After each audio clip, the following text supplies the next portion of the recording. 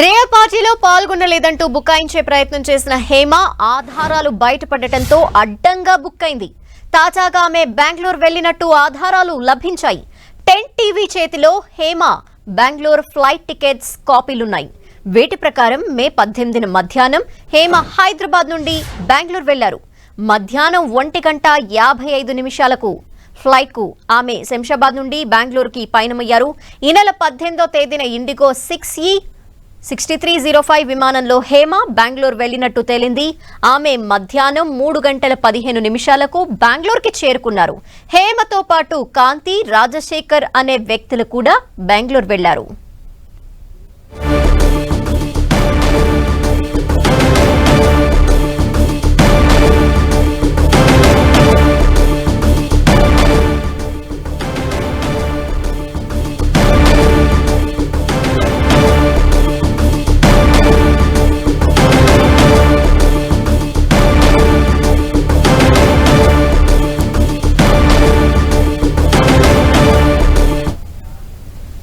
Movie artist association సభ్యత్వం తొలగిస్తారని మా association joint secretary karate Kalyani తెలిపారు.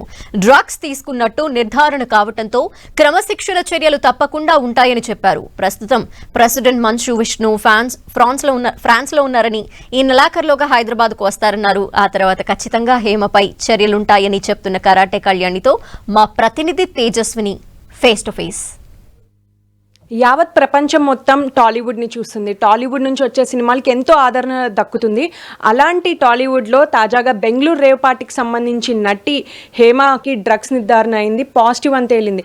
అయితే మా అసోసియేషన్ మెంబర్గా కూడా ఆవిడ ఉన్నారు. మూవీ ఆర్టిస్ట్ అసోసియేషన్ మెంబర్గా ఆవిడ విధులు కూడా నిర్వర్తిస్తూ ఉంటారు. సో దీనికి సంబంధించి ఆవిడపై ఇప్పుడు ఎలాంటి చర్యలు ఉంటాయి, వీటికి సంబంధించి వివరాలు అందించడానికి మనతో పాటు ఇప్పుడు మా అసోసియేషన్ జాయింట్ సెక్రటరీ కళ్యాణి గారు మాట్లాడతారు. మేడం చెప్పండి, ఇప్పుడు ఎలాంటి ఉదంతాలు ఉండబోతున్నాయి హేమ మీద? అసలు ఆవిడ మూవీ ఆర్టిస్ట్ అసోసియేషన్లో లాస్ట్ ఎలక్షన్స్లో వైస్ ప్రెసిడెంట్గా కంటెస్ట్ చేశారు, ఓడిపోయారు. ఇప్పుడు ఆవిడ ఏమీ కాదు, ఓన్లీ మెంబర్ ఆఫ్ మా అంతే. సో ఇప్పుడు హేమ మీద ఎలాంటి చర్యలు ఉంటాయి మా తరపు నుంచి? మా తరపు నుంచి వన్స్ విష్ణు గారు అంటే బ్యాక్ టు హైదరాబాద్ ఎప్పుడు వస్తారో తెలియదు, ఆయన లేరు, ఇప్పుడు కెన్స్లో ఉన్నారు. ఆయన వచ్చిన తర్వాత డిసైడ్ చేస్తారండి. అది ఖచ్చితంగా చర్యలు అయితే ఉంటాయని నేను చెప్పగలను.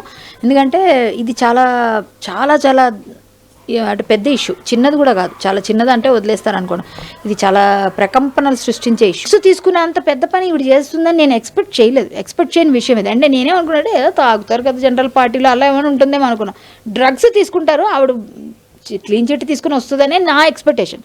బట్ అందుకు భిన్నంగా ఈరోజు ఉదయాన్నే ఆవిడ కూడా శాంపిల్స్ తీసుకుంటే అందులో పాజిటివ్ అనగానే నేనే ఫస్ట్ ఏంటి ఈమె లైఫ్ అంతా ఎందుకు ఇలా పాడు చేసుకుంది, డ్రగ్స్ విషయం అంటే చిన్న విషయం కాదు. న్యూస్ ఎప్పుడైతే బయటకు వచ్చిందో నేను ఎప్పుడైతే మాట్లాడాలో అప్పుడు మాట్లాడతా అని ఆవిడ ప్రకటించారు.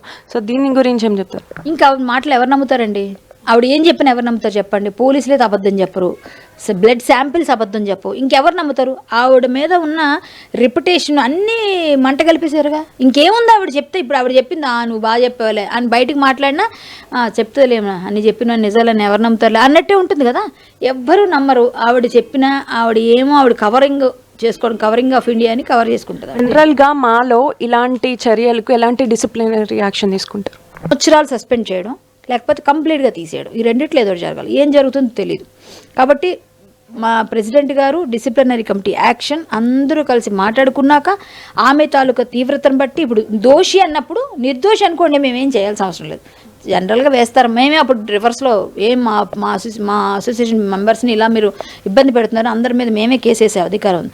ఇప్పుడు ఆవిడ దోషిగా నిలబడింది, ఇప్పుడు మేమేం మాట్లాడతాం? ఎవరైనా మాట్లాడలేరు. కాబట్టి ఆవిడ్ని ఇలాంటి వాళ్ళని ఇక్కడ ఉంచొద్దని ఏదన్నా తీసుకునే అవకాశం ఉందని నేను ఎక్స్పెక్ట్ చేస్తున్నాను. కాదు, ఖచ్చితంగా యాక్షన్ అయితే ఉంటుందని నేను అనుకుంటున్నాను. మంచు విష్ణు కెయిన్స్లో ఉన్నారు. సో వన్స్ ఇక్కడికి రాగానే మీరు ఎలాంటి చర్యలు తీసుకోవాలనుకుంటున్నారు? అంటే ఆయన ఇప్పటివరకు ఏం చెప్పారు మీతో? ఆయన వచ్చేస్తారు, ఇంకో 4 రోజుల్లో వచ్చేస్తారు. వచ్చిన వెంటనే దీని మీద ఏదో ఒక డెసిషన్ వస్తుంది, మీకు వెంటనే న్యూస్ బయటకు వచ్చేస్తారు. రాకుండా కాపాడుకున్నారు. దానికి సంబంధించి ఆవిడ ఫామ్ హౌస్లోనే ఉన్నానని వీడియో రిలీజ్ చేశారు. అలాగే నెక్స్ట్ డే చికెన్ బిర్యానీ ఎలా చేయాలో చూపిస్తాను వీడియో రిలీజ్ చేశారు. అంటే బుకాయిస్తూ దాంకుంటూ మళ్ళీ ఇప్పుడు పెద్ద కేసు అయింది అది. సో హేమ లైక్ ఏమని అనిపిస్తుంది మీకు? ఇదంతా చిన్న కేసు, పెద్దది ఆవిడే చేసుకున్నారు. కర్మ రిటర్న్స్ అని మొన్న కూడా ఇప్పుడు చెప్తున్నాను, మన కర్మ మనల్ని ఎక్కడ వదలదు. మనం ఏదైనా తప్పు చేసి ఏదన్నా చేసినా, ఎవరి మీద నిందలేసినా, ఎవరి మీద ఏదైనా అన్నా వెంటనే వచ్చేస్తుంది మనకి. సేమ్ ఆవిడ తప్పు, ఆవిడ తీసిన గొయ్యిలో ఆవిడే పడిపోయింది. ఉండి మిస్లీడ్ చేయడం, మిస్గైడ్ చేయడం, ఇవన్నీ కూడా చేసి ఆవిడంతటా ఆవిడ ఇరుక్కున్నారు ఊబిలో.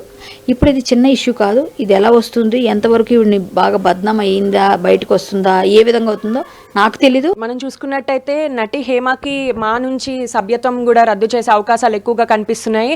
అలాగే భవిష్యత్తులో తనకున్న పరపతికి మించే అవకాశాలు వస్తాయి. తన భవిష్యత్తు గురించి కూడా చెప్పలేనంటున్నారు మా జాయింట్ సెక్రటరీ కరాటే కళ్యాణి. అలాగే పిల్లలు కూడా పెద్దలు ఈ డ్రగ్స్ గురించి అవగాహన కల్పించుకోండి, డ్రగ్స్కి దూరంగా ఉండండి, లైఫ్ మంచిగా సెటిల్ చేసుకోండి అని చెప్తున్నారు. కెమెరా పర్సన్ వెంకట్తో తేజస్విని, హైదరాబాద్ నుంచి.